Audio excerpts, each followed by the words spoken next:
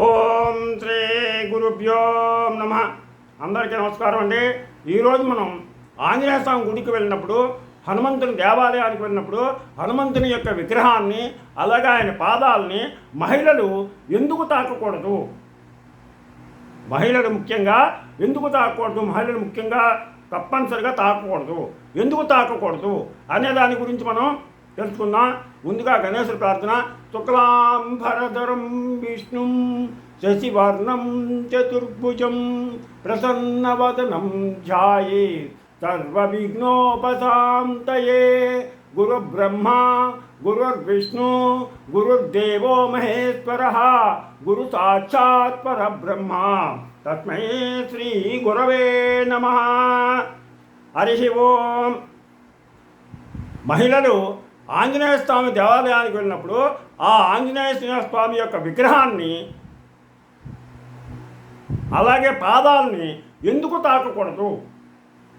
తాకడం అంటే ముట్టుకోవడం. ఎందుకు ముట్టుకోకూడదు? ముట్టుకోకుండా దండం పెట్టుకోవాలి అని చెప్పేసిన పెద్దలు చెప్తారు. ఎందుకు ముట్టుకోకూడదు అనేటువంటి దాని గురించి మనం తెలుసుకుందాం. మత విశ్వాసాల ప్రకారం హనుమంతుడు ఆజన్మ బ్రహ్మచారి. హనుమంతుడిని మనం బ్రహ్మచారి కింద చెప్పుకుంటాం. అయితే హనుమంతుడికి పెళ్ళి అయింది కదండి, ఒక పిల్లాడు కూడా ఉన్నాడు అని చెప్పేసి అడుగుతారు. అయితే కొన్ని గ్రంథాల ప్రకారం హనుమంతుడికి వివాహం జరిగిందని, పుత్రుడు కూడా ఉన్నాడని చెప్తారు. కానీ హనుమంతుడు పెళ్లి చేసుకోవడం వెనుక ఒక పెద్ద కారణం ఉంది. తన గురువు అయినటువంటి సూర్యభగవానుడు హనుమంతుడికి 9 ప్రధాన విద్యలలో 5 నేర్పించాడు. నవవ్యాకరణ పండితుడు హనుమంతుడు సూర్యుడి దగ్గర విద్యల్ని ప్రారంభించాడు. ఆ 9 విద్యల్లో 5 విద్యలను ప్రారంభించాడు. 5 విద్యలను ప్రారంభించిన తర్వాత ఆపాడు. ఇంక మిగతా 4 నేర్చుకోవాలంటే బ్రహ్మచారిగా ఉండగా నేర్చుకోవడానికి వీలు లేదు, వివాహమై చేయాలి అని చెప్పేసి ఒక ఆంక్ష పెట్టాడు. పెళ్ళైన వారికి మాత్రమే నేర్పిస్తారని చెప్పాడు. దాంతో ఆంజనేయ స్వామి ఆలోచనలో పడిపోయి సూర్యభగవాను కోరిక మేరకు ఆయన కుమార్తెను పెళ్లి చేసుకుని సువర్చల తనలో ఐక్యం చేసుకున్నాడు. ఆ తర్వాత మిగిలిన విద్యలు నేర్చుకుంటాడు. ఇక హనుమంతుడు ప్రతి స్త్రీని కూడా తన తల్లిగా భావిస్తాడు.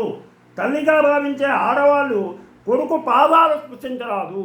అది ఎందుకు ముట్టుకోకూడదు హనుమంతుని పాదాలు ఆడవాళ్ళు అంటే, ప్రతి స్త్రీని కూడా హనుమంతుడు తల్లిగా భావిస్తాడు.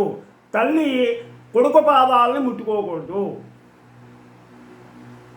కొడుకు తల్లి పాదాలకు దండం పెట్టుకోవాలి, కానీ తల్లి కొడుకు పాదాలను ఎట్టి పరిస్థితుల్లోనూ ముట్టుకోకూడదు. అందుకని ఆంజనేయ స్వామి దేవాలయానికి వెళ్ళినప్పుడు మహిళలు హనుమంతుని పాదాన్ని ముట్టుకోకూడదు. తల్లిగా భావించేటువంటి ఆడవాళ్ళు కొడుకు పాదాలు స్ఫురించరాదని అంటారు. అందుకే హనుమాన్ విగ్రహ పాదాలు తాకూడదని అంటారు. అందుకే మహిళలు హనుమంతుని విగ్రహాన్ని తాకరు, అలాగే విగ్రహాన్ని కూడా ముట్టుకోరు వాళ్ళు. ఎందుకంటే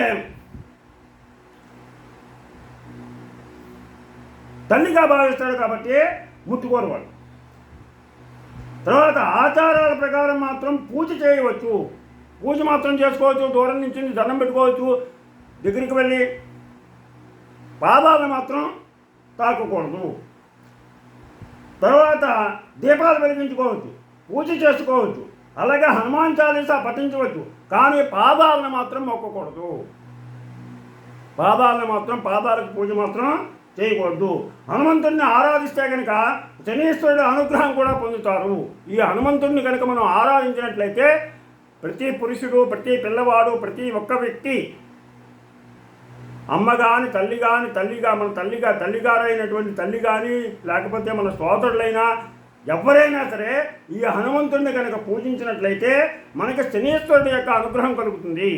ఏనాళ్ళ శని కానీ, అర్ధాష్టమ శని కానీ, అష్టమ శని కానీ జరుగుతున్నటువంటి కాలంలో ఆ ఆంజనేయ స్వామిని కనుక మనం పూజ చేసినట్లయితే మనకి ఆ శనీశ్వరుడి యొక్క అనుగ్రహం కలిగి మనకి కొంతవరకు మన దోషం పరిహారం అవుతుంది. పురాణాల ప్రకారం శని పట్టణ దేవుళ్ళలో ఆంజనేయ స్వామి ఒకడు. ఆంజనేయ స్వామిని మాత్రం పట్టుకోలేకపోయాడు శని. అందుకని ఆంజనేయ స్వామిని కనుక మనం కొలిచినట్లయితే శనీశ్వరుడు కూడా మన్ని కూడా అనుగ్రహిస్తాడు. అందుకే ఆంజనేయుని పూజిస్తే శని అనుగ్రహం కూడా మనకి ఉంటుంది. అందుకని ప్రతి ఒక్కళ్ళు కూడా ఏనాళ్ళ శని కానీ, అర్ధాష్టమ శని కానీ, అష్టమ శని కానీ, లేదా జాతకంలో శనీశ్వరుడు యొక్క దోషం కనుక నడుస్తూ ఉంటే వాళ్ళు ప్రతి మంగళవారం ప్రతి శనివారం ఆంజనేయ స్వామి దేవాలయానికి వెళ్ళి ఆ స్వామి గుడి చుట్టూరా 9 కానీ 21 కానీ ప్రదక్షిణాలు చేసి ఆ ఆంజనేయ స్వామికి ఆకు తామలపాకులతో కానీ లేదా గంగ సింధూరంతో కానీ పూజ చేసి వడమాలను సమర్పించినట్లయితే ఆ శనీశ్వరుడు యొక్క అనుగ్రహం మనకు కలిగి ఆయన ప్రభావం మనకి కొంతమేర తగ్గుతుంది, ఎక్కువగా మనం పీడింపబడం. అందుకని ప్రతి ఒక్కళ్ళు కూడా ఆంజనేయ స్వామిని తప్పనిసరిగా ప్రతి మంగళవారం ప్రతి శనివారం వీలైన వాళ్ళు ప్రతిరోజు కూడా ఆ ఆంజనేయ స్వామిని దర్శించుకోండి. అలాగే ఆడవాళ్ళు కూడా తప్పనిసరిగా దర్శించుకోవచ్చు. కానీ ఒకటే ఏంటంటే ప్రతి ఒక్క స్త్రీని ఆంజనేయ స్వామి తల్లిగా భావించి చూశాడు కాబట్టి ఆ తల్లి కొడుకు పాదాలు పట్టుకోకూడదు. కాబట్టి ఆంజనేయ స్వామి పాదాలు మాత్రం ఆడవాళ్ళు పట్టుకోవద్దు. అదొక్కటే. అంతకంటే మిగతాది పూజ, దీపారాధన, ప్రదక్షిణలు అన్నీ కూడా ఆడవారైనా సరే మగవారైనా సరే ఎవరైనా సరే వృద్ధులైనా సరే వికలాంగులైనా సరే ఎవరైనా సరే చక్కగా మనస్ఫూర్తిగా సంపూర్ణంగా చేసుకోవచ్చు. అలాగే ప్రతి ఒక్కళ్ళు కూడా ఆ ఆంజనేయ స్వామిని దేవాలయానికి వెళ్ళి ఆయన యొక్క ఆశీస్సులు పొంది మీ కుటుంబం ఆయురారోగ్య ఐశ్వర్యాలతోటి భోగభాగ్యాలతోటి వర్ధిల్లుతారని ఆశిస్తూ మీకు నా ఛానల్ కనుక నచ్చినట్లయితే సబ్స్క్రైబ్ చేయండి. అలాగే లైక్ చేయమని కోరుతూ మీ రాపాక వెంకట ప్రభాకర్.